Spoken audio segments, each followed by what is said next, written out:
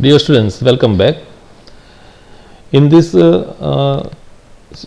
subject, microprocessor assembly language program for the third semester diploma computer engineering, our today's topic is register organizations of 8086. Now in previous session we discussed about the architectures of 8086. Now in this particular subject, microprocessor assembly language program, this one advanced processor will be discussed in unit 6. So this is our second point, is register organizations of 8086. Now register organizations 8086 will be discussed about the in architecture also, but in detail we discuss here. So register organizations of 8086. So this is our main 4 register is available in a 8086. This one is the one is called general data register. This one is the second is a segment register. This one is the third one is a flag register, and this one is the fourth one is a pointer and index registers. These all are 16-bit registers. These all are 16-bit registers. So this one is also 16-bit. This one is 16-bit, and these all are 16-bit. Here is this 8-bit plus 8-bit. So this is higher order and this is lower order. So making together make a AX is a 16-bit. So these 4 will be placed in a architecture as we shown this diagram. Here is our architecture diagram of 8086. In this portion, here is our general data register. These 4 are our general data register. This is pointer and index registers. This is the flag operand registers, and this is segment registers. So these 4 main portions is there in architecture. Today we can discuss. These registers are discussed one by one. Here we are discuss about first is a general data registers. Now the general purpose registers can be used as either 8-bit register or 16-bit register, because we know that this AX is divided into 2 parts, 8-bit plus 8-bit. As earlier we see that AH plus AL. So this is 8-bit and this is 8-bit. So either we can use this H or L. It means register is 8-bit or 16-bit. In a 4 main categories: AX, BX, CX and DX. So we can discuss it one by one. So first is AX. Now this AX is a 16-bit accumulator, is denoted as a 16-bit accumulator, and the lower 8-bit is called as the AL, and a higher 8-bit is called the AH. Now this AL can be used as an 8-bit accumulator for 8-bit operation. So this is used for the 8-bit operation. Now in our second is the BX. So BX is a 16-bit registers, and same way here BL indicates the lower 8-bit and BH is indicate higher 8-bit. But here the register BX is used as a offset storage. Here is used as a offset storage. So we here not understood about the offset. This will be used for the making our segment register plus offset registers or the effective registers. Whenever the memory organization portion is there, we can discuss, because this offset storage is a forming physical address. So this is a part of physical address and logical address and effective address. So at that time we can discuss offset. But here you have remember BX is used as a offset storage for forming physical address in case of certain addressing mode. So different addressing mode at that time they are using for the offset storage. And the next one is the CX. So CX is a use as a default counter in case of string and loop instruction. This is used in a string and loop instruction. So use as a default counter in case of string and loop instruction. So this is the main function of our CX. And last one is a DX. This DX register is a general purpose register which may be used as an operand. So it is used as an operand or destinations in case of a few instruction, or destination or destination in case of a few instructions. So this is our general data register. Now our second portion is the segment registers. Now this segment registers, there are 4 segment registers in 8086. Remember, this is a 4 segment register in 8086. The first one is the core segment registers. It's called as a CS. In this core segment registers is used for addressing memory location. It is used for addressing memory location.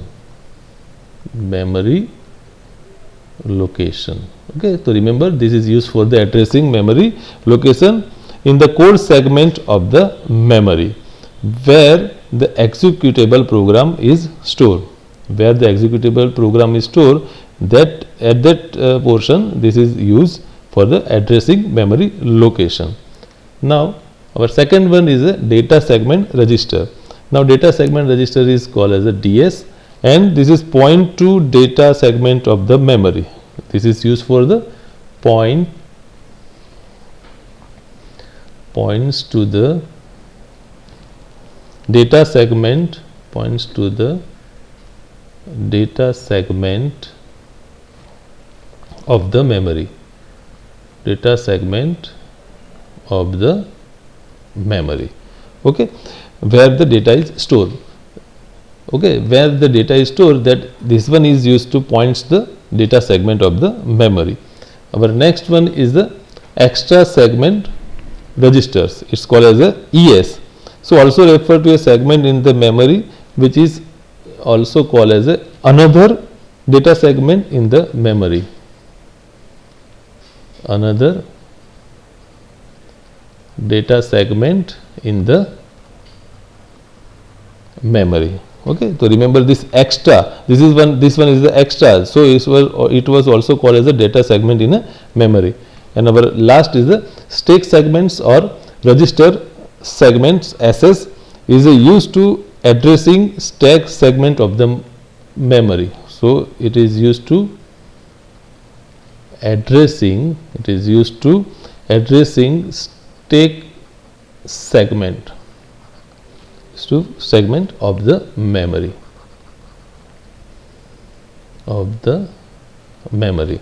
So this stack segment register is used for the addressing stack segment of the memory, and this stack segment is that segment of memory which is used to store stack data. So this is our segment registers. So now this is the second portion of the register. Now next one is the pointer and index register. Now the pointer is what? The pointer contains offset within the particular segment. So whatever the segment we have discussed earlier, this will be contain offset within this particular segment. The first one is the IP. IP is called the instruction pointer. So instruction pointer is the content which, what is the content? Content offset within the core segment. So remember, offset within the core segment, offset within the core segment. And the next one is the BP. It's called as the base pointer. This base pointer will be offset, contain offset within the data segment. So this one is used in contain in data segment. Okay. The third one is the stack pointer SP. So this is in same way, offset contain of offset within the stack segment, within into stack segment. So this is our mainly 3 pointers. Now the index register. The index registers are particularly used for string manipulations. This one is used in string manipulations, and this one pointer will be contains what? Within the particular segments. So this is our 3 segment which work with the pointer is the core, data and stack. but here is the index registers are particularly used to string manipulation. So in this portion we can see first is the source index. So source index is used to store, so here is to store the offset of source data, offset of source data within or in the data segment, in the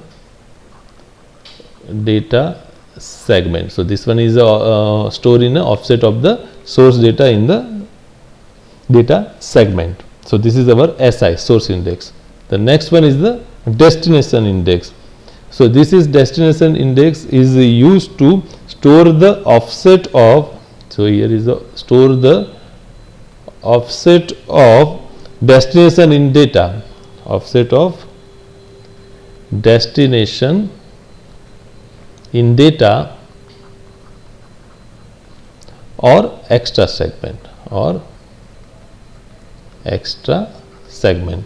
So this is our two their index, one is the source index and another is the destination index, and this one will be store the offset of stored data in a data segment and store the destination in a data or extra segment. So this is our pointer and register.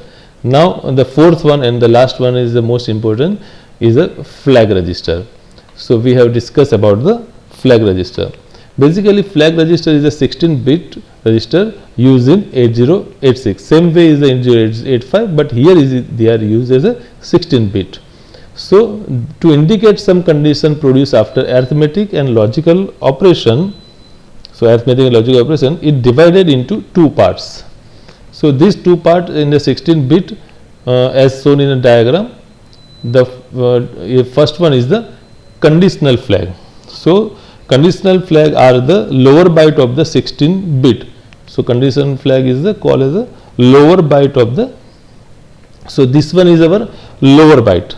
So here we are, so that different cross is there, cross is means don't scare state, but here is the CY, PF, AC, ZF, SF, TF, IF and DF and OF. So these all are divided into two parts. In this particular conditional flag are the lower byte of the 16-bit is contain 5 flag. Which is the 5 flag will be included here. So here lower byte and the 5 flag. Which is the 5 flag? The first one is a sign flag, then second one is the 0 flag, then auxiliary carry flag, then parity flag, and then carry flag, and then carry flag. So these 5 are flag included in a conditional flag. So this is up to that, this is called up to that, it's called as a conditional flag or called as the lower byte. So and the second one is a control flag. So this control flag is included in a higher portion, it means this is higher byte, or this is a higher byte,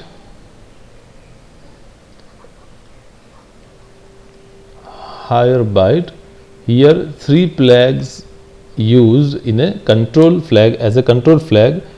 One is first is the direction flag, then interrupt flag, and the last one is a trap flag. So this one is direction flag, interrupt flag and trap flag. So these are the complete bit configuration of 8085. This is our diagram. This is a 16-bit D0 to D15. Here is the D1, D3, D5, then D12 and onwards it will be not included or don't care state. So this is our flag register. Now we can some information about the each and every flag or conditional flag and control flag in short way or in some information regarding that. First one is the sign flag. So this flag is set when the result of the any computation is negative. So remember, any result, additional subtractions or any process is there, result is a negative, then flag is set, otherwise reset. Second one is the ZF or zero flag. This flag is set if the result of the computations or comparison performance by the previous instruction. By using words previous instruction, our result is 0, this flag will be set. Okay. Third one is a parity flag. So this flag is a set if the lower byte of the result contain even numbers of ones. So it's called even parity, otherwise is reset, or odd parity. So same way is the 8085. Now CF is a carry flag. This flag is set when there is a carry out of MSB, most significant bit portion side, in case of addition or borrow. Addition or a borrow in case of subtraction. So borrow will generated in case of subtraction, and the addition carry is generated or carry is out, at that time flag is set. This is a CF. Then AC, it's called auxiliary carry flag. This flag is set if there is a carry or borrow from the lowest nibble. So this is a carry from the lowest nibble. It means from bit 3 during addition, subtraction respectively, this flag use only binary coded decimal addition. So this, at that time this flag is set. It's called auxiliary carry flag. So next one is TF, it means TREF flag. In this flag is set when the processor enter the single step execution mode. So when single step execution mode is there in 8086, this TREF flag is in a form of set. Then IF is a interrupt flag. If this flag is set, the interrupts are unable, otherwise they are ignored. So when the interrupts are unable, this flag is set. Then is the DF or directional flag. So this is used by string manipulation instruction. So this is used for the string manipulation instruction. If this flag bit is 0, the string is processed beginning from the lowest address. So if is 0 is available there, or our son is a 0, the string is lower, starting from the lowest address to the highest address. It means auto increment mode. Otherwise the string proceeds from highest to lowest. It's called auto decrement mode. So here 0 is there, it means it's called as increment mode, or 1 is there, it's called decrement mode. So this is our directional flag. And last one is our overflow flag. So this flag is set if an overflow occurs. It means if the result of signed operation is larger enough to accommodate in destination register. So larger than the destination registers, this will be overflows there. So this flag is set. So these are our different flag conditional, as well as our the second is a control flag. So these two flags and different condition for the set is there. Okay, thank you very much. I hope you enjoyed that session about the register organizations of 8086. In next portion we will be discuss about the pipeline processing and the segment register and memory addressing. Okay, thank you.